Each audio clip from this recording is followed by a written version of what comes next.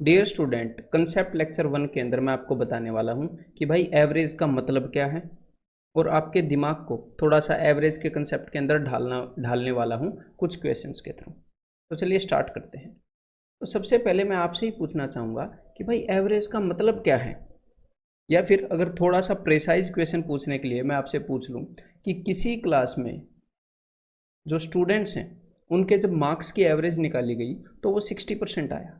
तो अब मैं आपसे पूछ रहा हूँ कि उस क्लास के एवरेज मार्क्स 60% हैं, तो इसका मतलब क्या है। और सीरियसली एक बार वीडियो को पॉज करके आप खुद निकालिएगा मतलब कि भाई इसका मतलब क्या है, आप इससे क्या समझते हैं, फिर जानिएगा, फिर मैं बताऊँगा। तो उम्मीद करता हूँ कि आपने कुछ ना कुछ सोचा होगा। तो जो पॉसिबल आंसर्स हैं वो ऐसे हो सकते हैं कि भाई अगर क्लास के एवरेज मार्क्स 60% हैं तो ज़्यादातर स्टूडेंट्स के मार्क्स 60% हैं, कि भाई ज़्यादातर जो स्टूडेंट्स हैं उसके मार्क्स 60% हैं। लेकिन चलो आपके सामने मैं एक एग्जांपल दे देता हूँ कि मान लो क्लास में 2 स्टूडेंट्स हैं और एक स्टूडेंट के मार्क्स हैं 55% और दूसरे स्टूडेंट के मार्क्स हैं 65%। सिर्फ 2 ही स्टूडेंट हैं। तो भाई इन दोनों की एवरेज कितनी होगी, इन दोनों की एवरेज हो जाएगी 60%। तो उस स्टेटमेंट के अकॉर्डिंग तो ज़्यादातर के होने चाहिए थे 60%, यहाँ तो एक के भी नहीं है। मतलब कि वो तो एवरेज की डेफिनेशन नहीं है कि भाई ज़्यादातर के इतने हैं, ना ना ना, वो डेफिनेशन नहीं है। अब हो सकता है आप ये बोलो कि भाई ज़्यादातर स्टूडेंट्स के मार्क्स 60% के आसपास हैं। जैसे आप बोल दो कि देखो 60% से 5 ही कम है, 60% से 5 ज़्यादा है, 60% के आसपास है। मतलब जो एवरेज होती है उसके आसपास सबके मार्क्स होते हैं। लेकिन यहाँ पर मैं बोल दूँ कि अगर, चलो ये तो परसेंटेज में है, अगर इसी को मैं 60 मार्क्स में ले लूँ या फिर परसेंटेज में भी ले लो, चलो अगर एक स्टूडेंट के मार्क्स 100% हैं और दूसरे स्टूडेंट के मार्क्स 20% हैं, तो इस केस में भी 60% के आसपास तो कोई नहीं है ना, 40% का फर्क पड़ गया। और अगर ये परसेंटेज में नहीं होता, जस्ट 60 नंबर होते, तो मैं तो ऐसे बोलने वाला था कि एक स्टूडेंट का 1 नंबर है और एक स्टूडेंट के 119 नंबर हैं, 2 स्टूडेंट है तो इनकी एवरेज निकाल के देख लो आप। तो वो वाली डेफिनेशन भी फिट नहीं होती कि भाई ज़्यादातर के मार्क्स 60% के आसपास हैं, ठीक है। या फिर आप ऐसे बोलोगे कि क्लास का जो एवरेज स्टूडेंट है, बिकॉज मैंने स्टूडेंट्स को बोलते सुना है कि क्लास का जो एवरेज स्टूडेंट है उसके मार्क्स 60% है, but that doesn't make any sense. तो एक्चुअल इसका मतलब क्या है वो मैं आपको बता देता हूँ। देखो बिल्कुल सिंपल सी बात है, एक्चुअल डेफिनेशन एवरेज की क्या है। एक्चुअल डेफिनेशन एक ही वर्ड में आपको पता लग जाएगी, 2 वर्ड्स में, that is equal distribution, that is called as average. अगर आपने किसी क्लास के स्टूडेंट्स के मार्क्स की एवरेज निकालनी है तो सारी क्लास के स्टूडेंट्स के मार्क्स को इकट्ठा करो और उनको इक्वली बांट दो। तो अगर एवरेज 60% थी तो पक्का सबके पास 60% हो जाएंगे। अगर आपको 10 लोगों की इनकम की एवरेज निकालनी है तो सारे लोगों की इनकम लो अपने पास और उसको बराबर बराबर बांट दो। तो हर बंदे के पास जितनी इनकम जाएगी वो होगी एवरेज इनकम। मतलब कि जब किसी भी चीज़ को हम इक्वली डिस्ट्रीब्यूट कर देते हैं किसी ग्रुप के अंदर, जिस भी चीज़ की हमने एवरेज निकालनी है, जिसकी भी औसत निकालनी है, तो उस चीज़ को हम औसत कहते हैं, उस चीज़ को हम एवरेज कहते हैं। इक्वल डिस्ट्रीब्यूशन पे हर बंदे को कितनी वैल्यू मिली, ये सिंपल सा मतलब है। तो देखिए मान लो आपके सामने एक फैमिली है और इस फैमिली की मैं आपको इनकम बताने वाला हूँ हज़ारों में। भाई एक बंदा जो है 28,000 कमा रहा है, एक 43,000, एक 34,000, ये अभी अभी जॉब लगा है तो इसकी पहली सैलरी 12,000, और ये जो है भाई ये काफ़ी बड़ी कंपनी में काम कर रहे हैं, इनकी इनकम जो है वो है 83,000, ठीक है। और अब अगर मैं आपसे पूछूं कि भाई इनकी एवरेज क्या है, तो आप क्या बोलोगे। देखो इन सब की इनकम को मैं इकट्ठा कर लेता हूँ, तो इन सब की इनकम को अगर मैं इकट्ठा करता हूँ तो कितनी हो जाती है, 200। इन सब का सम एक बार आप करके देख सकते हो। तो इन सब की इनकम हो गई 200,000। और ये टोटल कितने बंदे हैं, टोटल बंदे हैं भाई साहब 5। तो इस 200,000 को मैं 5 के अंदर बांटूंगा तो हर एक के हिस्से में कितने आएंगे, हर एक के हिस्से में आएंगे 40,000। तो इस फैमिली की एवरेज इनकम कितनी है, इस फैमिली की एवरेज इनकम है 40,000। तो ये जो सिंपल सा फॉर्मूला है ना एवरेज का, ये कैसे बना है, ये बना है इक्वल डिस्ट्रीब्यूशन की सेंस से। आपको ऐसे देखना कि चीज़ों को इक्वली डिस्ट्रीब्यूट करना है। तो देखो सबसे पहले हमने क्या किया, सबसे पहले सबकी सैलरी इकट्ठी कर ली।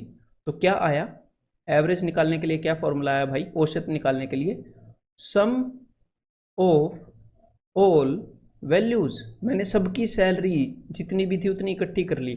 मतलब अगर मैंने कुछ वैल्यूज़ की सैलरी निकालनी है तो पहले सारी वैल्यूज़ को, सारी संख्याओं को मैं इकट्ठा कर लूँगा, उनका जोड़ निकाल लूँगा, ठीक है।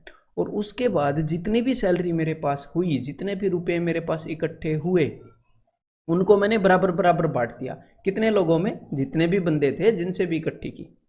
तो भाई नीचे क्या आएगा? नंबर ऑफ वैल्यूज, कि भाई जो संख्याएं हैं वो कितनी हैं। तो औसत निकालने का फॉर्मूला क्या हो गया भाई? सम ऑफ ऑल वैल्यूज, सारी संख्याओं का जोड़, divided by number of all values, सारी संख्याएं कितनी हैं उससे हम डिवाइड करेंगे। तो आपने एक बार ये सिंपल सा फॉर्मूला जो है ये याद रखना है, और साथ में ये चीज़ भी याद रखनी है कि ये जो फॉर्मूला है ये और कुछ नहीं, ये है इक्वल डिस्ट्रीब्यूशन, ठीक है। क्योंकि जो इक्वल डिस्ट्रीब्यूशन की सेंस है उसके ऊपर मैं काम करने वाला हूँ, कि बराबर बांटने वाली सेंस पे। आगे जो क्वेश्चंस आएंगे अगले कंसेप्ट लेक्चर्स के अंदर, उनके अंदर क्या होगा, नए बंदे आ सकते हैं इनकी फैमिली में, कोई फैमिली वाला बंदा भी छोड़ के जा सकता है। तो भाई जो भी नुकसान होगा, जो भी फायदा होगा, उसको हम इक्वली बांटने वाले हैं। तो इक्वल डिस्ट्रीब्यूशन की सेंस भी आपने याद रखनी है। लेकिन फिलहाल ये फॉर्मूला सिर्फ याद रखोगे तो हम कुछ क्वेश्चंस कर सकते हैं इसके ऊपर बेस्ड, ठीक है। तो हाँ, एक और बात ध्यान रखिएगा, कभी कभी एग्जामिनर आपको क्या दे देगा, सिर्फ एवरेज दे देगा और आपको बोलेगा कि भाई 5 नंबर हैं जिनकी एवरेज 35 है। तो भाई सम कितना हो जाएगा? Average into number of values is sum of all values. इतनी तो कॉमन सेंस आप डेफिनेटली यूज कर सकते हो, है ना। इनको ऊपर नीचे आप ले जा सकते हो। एवरेज को अगर मैं उससे मल्टीप्लाई करता हूँ कि कितने नंबर हैं, तो मेरे पास आ जाता है कि उन नंबर्स का सम कितना है, ठीक है। अगर मैं इसको ऊपर ले जाके मल्टीप्लाई करूँ तो चलिए भाई कुछ क्वेश्चंस ट्राई करिए। अब तक तो मैंने आपको बेसिक मीनिंग बता दिया है, तो एक बार इन वैल्यूज़ की एवरेज निकाल दो भाई ज़रा, वीडियो को पॉज करके। उम्मीद करता हूँ अब तक आपने निकाल ली होगी। तो सबसे पहला एक बार करके दिखा देता हूँ, वैसे इसमें करके दिखाने की कोई बात नहीं है। तो देखो 15 और 5 20, 12 और 8 20, 20 और 20 40, 40 और 0 40। तो भाई टोटल वैल्यूज़ का सम आ गया 40। और टोटल कितनी वैल्यूज़ हैं? 1 2 3 4 5। ये बेशक से 0 है, इसको छोड़ना मत कि भाई ये तो 0 है। तो टोटल 5 वैल्यूज़ हैं, तो इनकी एवरेज कितनी हो जाएगी? 8। और बाकी दो की एवरेज भी आप निकाल ही लोगे, और निकाल ली है तो एक का आंसर है 61 और नीचे वाले की है 2282। तो अब कुछ स्टेटमेंट बेस्ड क्वेश्चंस करते हैं इसी कंसेप्ट के ऊपर बेस्ड। तो एक बार ट्राई करिएगा मेरे सॉल्यूशन से पहले। Of 3 numbers the first is 4 times the second. तो हमारे पास 3 नंबर हैं, पहला, दूसरा और तीसरा। The first is 4 times the second, तो ये जो पहले वाला है ये दूसरे का 4 गुना है, ठीक है भाई, ठीक है। ये सारी चीज़ें मेरे दिमाग में ही चल रही हैं, यहाँ पर मैं लिख रहा हूँ, अदरवाइज आप खुद सोच सकते हो कि अच्छा पहले वाला दूसरे का 4 गुना है। एंड 3 टाइम्स द थर्ड, और तीसरे वाले का 3 गुना है।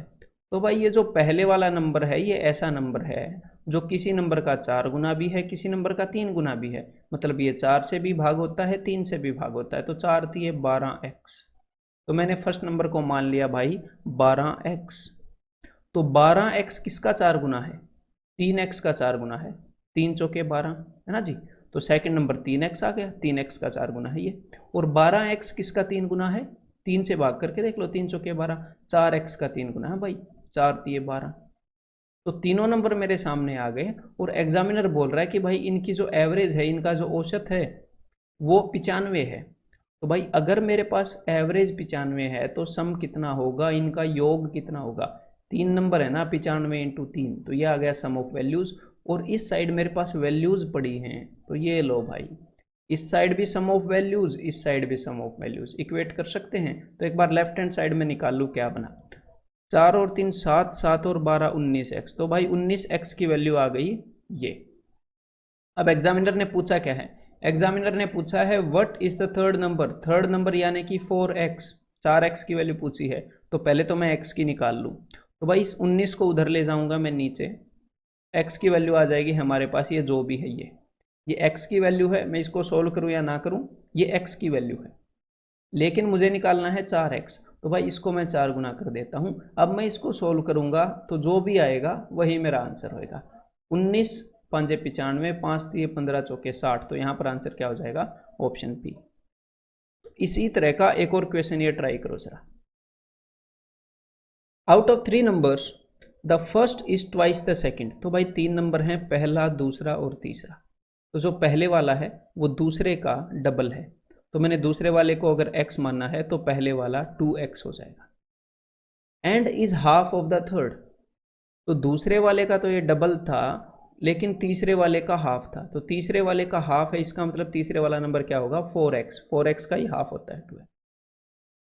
If the average of the 3 numbers is 56, और तीनों नंबर की एवरेज 56 है, तो इसका मतलब सम कितना हो जाएगा, योग कितना हो जाएगा, अगर औसत 56 है तो 56 इंटू 3। तो भाई ये इनका सम हो गया।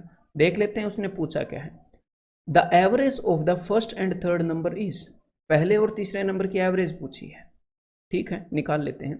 तो भाई 4 और 2 6 और 1 7, तो 7x की वैल्यू है भाई ये, और x की वैल्यू हो जाएगी डिवाइडेड बाई 7। अब मैं देख रहा हूँ निकालना क्या है, तो पहला नंबर 2x है, आखिरी नंबर 4x है। इन नंबर्स को निकालने की जरूरत नहीं है, इनकी एवरेज ही निकालनी है। तो 2x और 4x दोनों का सम कितना हो जाएगा, 6x। और अगर एवरेज निकालनी है तो sum of values upon number of values, तो भाई इनकी एवरेज है 3x, तो मतलब कुल मिलाकर हमें 3x निकालना है। x की वैल्यू हमारे सामने है, इसको कर देता हूँ 3 गुना। तो देखो 7 8 56, 8 तिये 24 तिये 72, तो आंसर आ जाएगा जी ऑप्शन ए 72। ठीक है, एज सिंपल एज दैट। ये देखो, ये भी एसएससी सीजीएल 2017 में इसका क्वेश्चन है।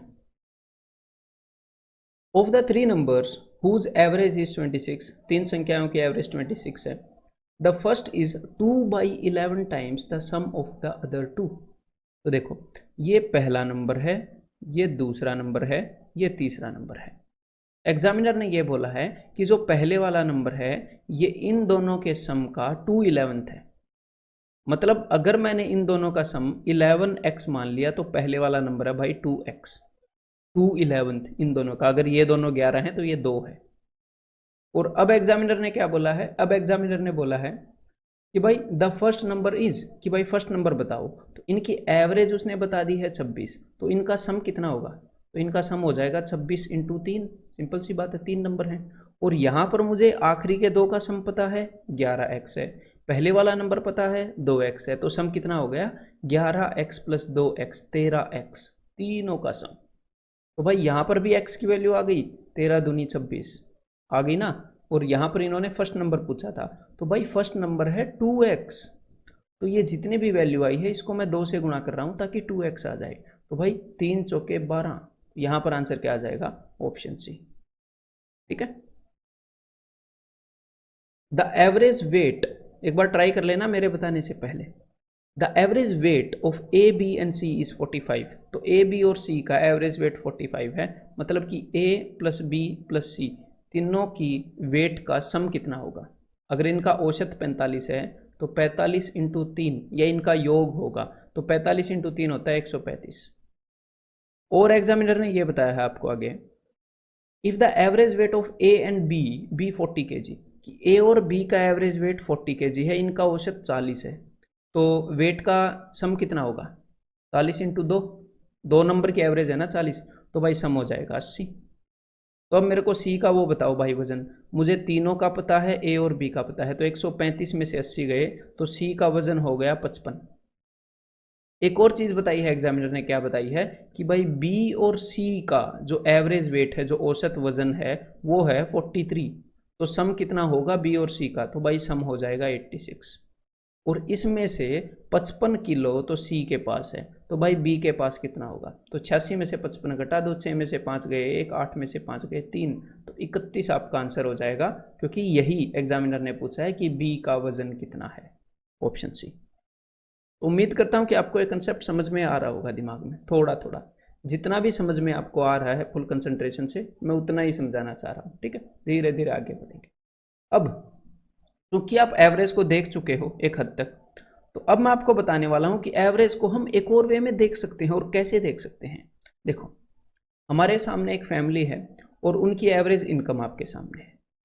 तो पिछली बार जब मैंने इनकी एवरेज आपसे निकलवाई तो मैंने आपको क्या बताया था कि अगर आपको एवरेज निकालनी है तो पहले पूरी फैमिली की इनकम को इकट्ठा करो और फिर उसको इक्वली डिवाइड करो, फिर उसको इक्वली डिवाइड करो। लेकिन मेरी बात को ध्यान से सुनो कि हमारा जो काम है, हमारा जो उद्देश्य है वो तो सिर्फ इतना है कि भाई अगर इनकी सैलरी को बराबर बांटा जाए तो कितनी सैलरी आएगी ये देखना।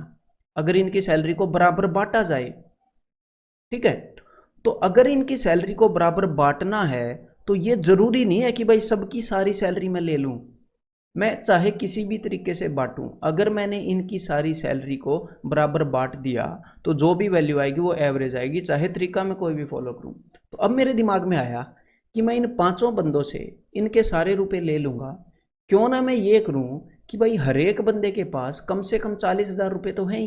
देखो, इसके पास 42,000 हैं, 46,000 हैं, 53,000 हैं, 59,000 हैं, 40,000 है, तो हर एक के पास एटलीस्ट 40,000 तो है ही।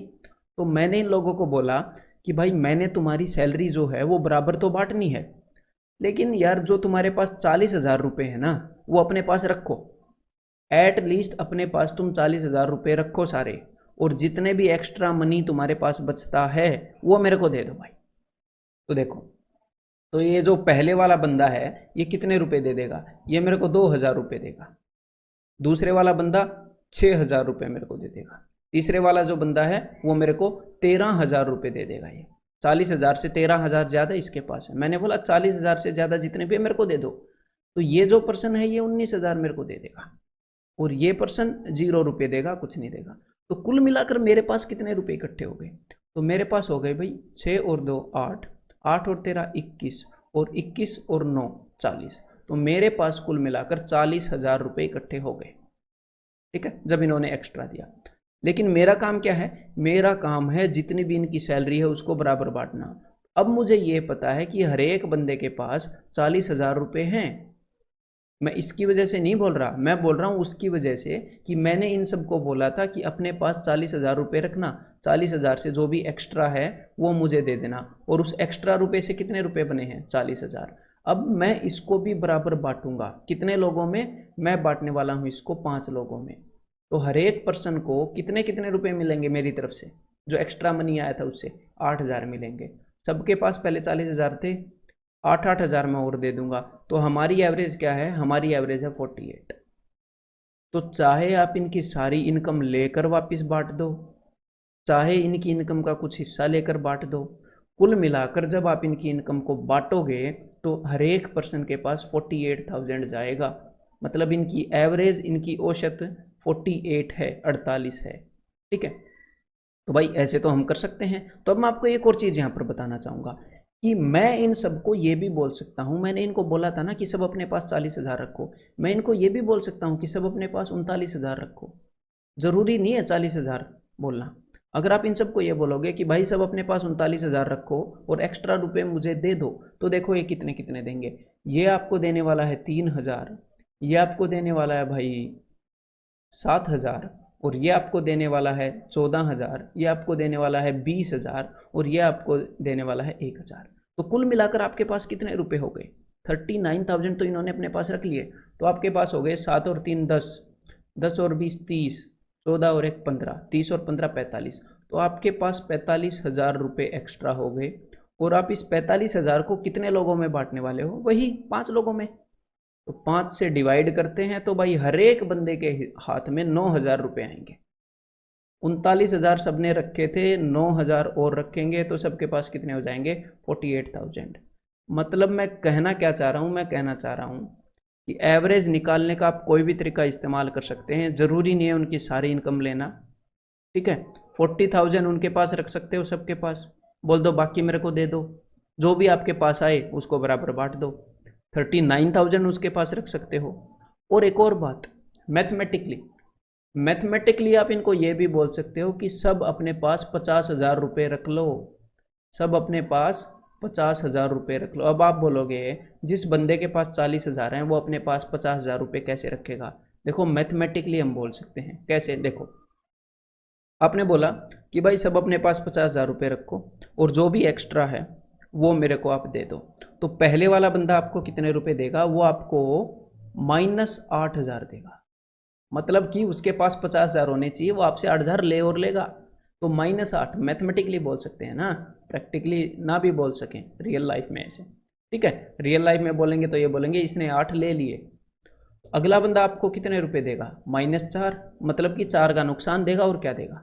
अगला बंदा आपको देगा +3, अगला बंदा आपको देगा +9 और इससे अगला बंदा आपको देगा -10। तो देख लेते हैं एक बार कितना हुआ। तो देखो 9 और 3 कितना हो गया 12, 8 और 4 कितना हो गया 12। तो भाई 12 और 12 एक तो पॉजिटिव है एक नेगेटिव है, प्लस माइनस, इसको तो आप काट दो। अब आपके पास बचा सिर्फ -10। तो भाई अब इस -10 को कितने लोगों में बांटोगे, वही चाहे फायदा हो या नुकसान हो हम तो सब में बांटने वाले हैं। एवरेज का मतलब है इक्वल डिस्ट्रीब्यूशन, फायदे का भी नुकसान का भी। तो भाई इस 10 को मैं बांटने वाला हूँ 5 लोगों में, तो हर एक के हिस्से में आएगा -2। तो भाई सबके पास 50 थे, -2 हो जाएंगे सबके पास, अब मतलब -2 का चेंज जाएगा। तो अब एवरेज हो गई सबकी 48, मतलब इनके एवरेज 48 ही है, चाहे हम किसी भी वे से निकालें। तो आपको मैंने एक तरीका बता दिया एवरेज निकालने का, आप इस नज़रिए से भी देख सकते हो। कोई भी एक वैल्यू आप अज्यूम कर सकते हो कि सब अपने पास इतना रखें, और उसके हिसाब से देख सकते हो कि किसके पास कितना ज़्यादा है कितना कम है, और जो भी एक्स्ट्रा आए आपके पास या जो भी कम आए उसको आप इक्वली डिवाइड कर सकते हो उन बंदों में। ठीक है, तो जितनी भी वैल्यू आपने मानी थी फिर उसके अंदर आप एक्स्ट्रा ऐड कर सकते हो, उसमें से कम सब्ट्रैक्ट कर सकते हो। और अभी मैं चाहूँगा कि यार आप थोड़ी सी प्रैक्टिस कर लो, आपके लिए ये अच्छा रहेगा। तो अभी तुरंत वीडियो को पॉज करो और जो मैंने आपको तरीका बताया है उस तरीके से एक बार इनकी एवरेज निकाल के बताओ। उम्मीद करता हूँ कि आपने सबकी एवरेज निकाल ली होगी। तो मैं एक बार निकाल के दिखा दूँ, बिकॉज इसके अंदर पिछले वाले क्वेश्चन की तरह सिर्फ सम निकाल के डिवाइड नहीं करना। तो भाई सबसे ऊपर वाली वैल्यू के अंदर मैंने अज्यूम किया कि सबके पास 2000 रुपये रख दिए मैंने। ठीक है, तो पहले वाला आपको कितने रुपए देगा, मैं जल्दी जल्दी लिख रहा हूँ, +30, -50, +40, +200, -110। ठीक है भाई, तो अब हमारे पास कितने इकट्ठे हुए एक बार देख लेते हैं। तो भाई ये हो गए 110 और 150, माइनस का 160, माइनस का 160, ये माइनस का 160 को मैं 200 के साथ कैंसिल करूंगा तो मेरे पास बच जाएगा +40। तो मेरे पास हो गए 40 और 40, 80 और 30, 110। तो इस 110 को मैं कितने लोगों में बांटने वाला हूँ, कितने नंबर में, 1 2 3 4 5, 5 में बांटने वाला हूँ। तो भाई हर एक के हिस्से में आ जाएगा 22 और एवरेज हो जाएगी 2022। That's it. अगली बार सेंट्रल वैल्यू क्या लूँ भाई मैं, तो अगली बार मैंने सबको बोला भाई अपने पास 100 रुपये रखो जरा। तो पहले वाला मुझे देगा 15 रुपये, दूसरे वाला देगा -2, अगले वाला देगा +4, अगले वाला देगा -17, +7, +1। तो कितना हो गया भाई, 17 और 2 19, 17 और 2 19 माइनस के, तो मैं प्लस के 19 कहाँ दिख रहे हैं, 15 और 4 19 ही होते हैं, तो मैंने इसको काट दिया। तो हमारे पास 7 और 1 8 एक्स्ट्रा बच गए, जो कि कितनों में बटने वाले हैं, 1 2 3 4 5 6, 6 के अंदर बटने वाले हैं 8। तो ये हो जाएगा 1/2/6, यानी कि 1/3। तो नई एवरेज हो जाएगी 101 1/3। ठीक है, अब अगला करने वाले हैं। तो अब की बार मैंने मान लिया कि भाई सब अपने पास 200 रखो। आप ऐसे भी मान सकते हो कि सब अपने पास 190 रखो, लेकिन बिना वजह ऐसे कैलकुलेटिव क्यों बनाना है क्वेश्चन को 190 मान के। 200 के साथ जो कैलकुलेशन है वो आसान होती है ना, तो थोड़ा मोटा ऊपर नीचे भी मान लिया करो। अब देखो यहाँ पर हो गया -20, देखो 180 देखते ही -20 ध्यान में आया, -3 ध्यान में आया, +15, +7, +16, -17। अब एक बार देख लेते हैं भाई। तो देखो -20 और -30, -23, कहीं पर +23 दिख रहा है, -23, तो 7 और 6 13, ये भी 23 ही होता है। +15 और -17, तो हमारे पास ओवरऑल जो चीज़ इकट्ठी हुई है वो हुई है -2। अब ये -2 कितनों में बटेगा, 1 2 3 4 5 6, इसको बांटना जरूरी है, ऐसे मत कर देना 200 -2 198 ऐसे। ठीक है भाई, जो भी आपके पास रुपए इकट्ठे हुए हैं सबके पास 200 रहने के बाद उसको बांटना जरूरी है। एवरेज का मतलब क्या होता है, इक्वल डिस्ट्रीब्यूशन, यही तो आपको समझाया है। तो इस -2 को हम 6 लोगों में बांटेंगे तो 1/3 कम करना पड़ेगा, मतलब कि कितना हो जाएगा 199 2/3। ठीक है, तो अब तक आपकी थोड़ी सी समझ डेवलप हुई होगी। अब हम अगले कंसेप्ट लेक्चर 2 में मिलते हैं।